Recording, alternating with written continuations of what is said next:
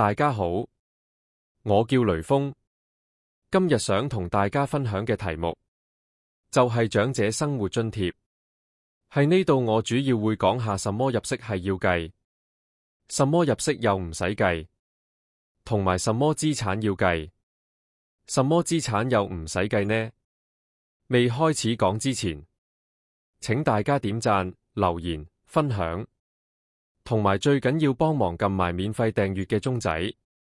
呢啲就係對我繼續製作影片最大嘅支持。多謝大家。以下嘅收入都需要計算為入息：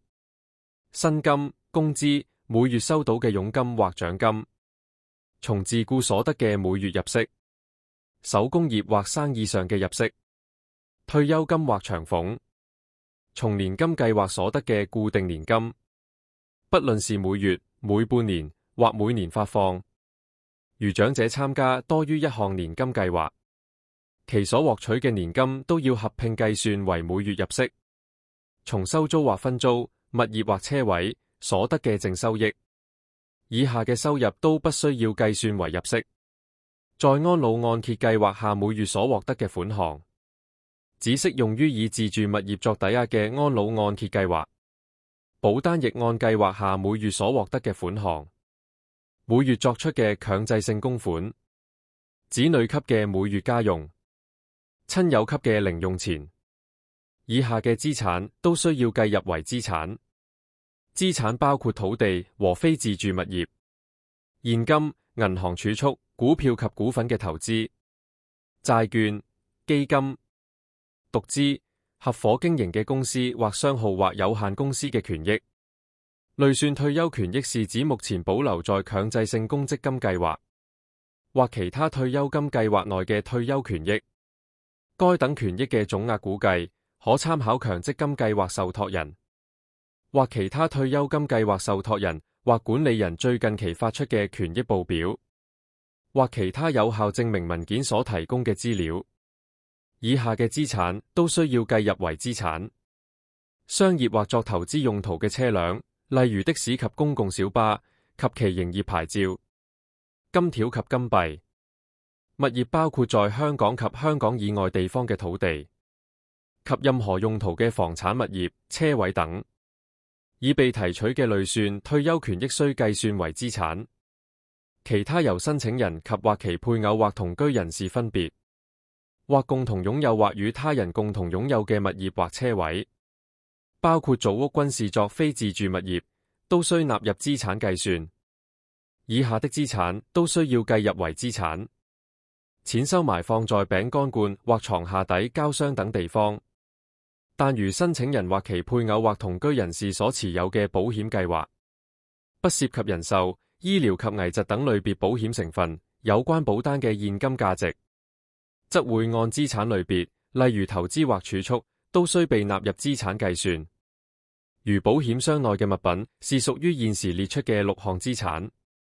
如現金、銀行存款、股票及股份嘅投資、金條及金幣等類別，均會作為資產計算。以下的資產都需要計入為資產。如申請人與家人有聯名戶口而有關資產不是均分，雙方需以書面聲明以交代資產的比例如何分配，詳細列明有關聯名戶口的戶口號碼、總金額及分配比例，並由雙方共同簽署。請將已簽署的聲明連同填妥的申請表格一同交回社署。如受惠人退出年金計劃或部分退保，有關的退保金額如有的話，會被計算為該長者的資產。以下嘅資產都不需要計入為資產。將來自用的骨灰龕及保險計劃的現金價值，子女的個人資產，金牙及自用首飾，包括金器、玉器等，一筆過或分期支付嘅投保保費金額，只有一項作為香港主要居所嘅住宅物業，及自用車位會視作自住物業。如申請人的配偶或同居人士未滿65歲，則其配偶或同居人士嘅累算退休權益，只適用於由強制性供款及可扣稅自願性供款產生嘅累算退休權益。都係唔使計為資產。申請資格：長者生活津貼申請人必須年滿65歲或以上，已成為香港居民最少7年，以及在緊接申請日期前已連續居港最少1年，在該年內如離港不超過90天，亦視為符合連續居港1年嘅規定。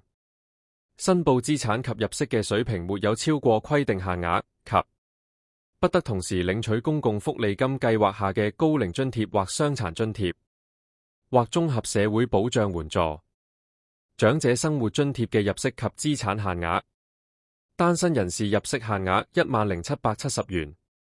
夫婦入息限額16,440元，單身人士資產限額406,000元，夫婦資產限額61,600元。單身人士入息及資產限額適用於婚姻狀況為未婚、分居、離婚或喪偶嘅申請人。申請人只需填報其個人資料及經濟狀況。夫婦入息及資產限額適用於婚姻狀況為已婚或同居嘅申請人。申請人必須填報其配偶或同居人士嘅個人資料及經濟狀況。有關申請將以夫婦經濟來源限額進行經濟審查，以評核申請人領取長者生活津貼嘅資格。申請手續：未有領取任何津貼嘅申請人可親自或由親友代其前往申請人住址所屬嘅社會保障辦事處，或用電話、傳真、電郵、網上表格，或郵遞方式提出申請長者生活津貼，或由政府部門或其他非政府機構轉介。申請人亦可在社會福利署網頁查閱其住址所屬嘅社會保障辦事處資料，和下載公共福利金計劃申請表及公共福利金計劃申請指引。填妥申請表後，連同有關嘅證明文件副本，寄回或親自交回其住址所屬嘅社會保障辦事處。我今日嘅分享就講到呢度，多謝大家嘅收睇，拜拜。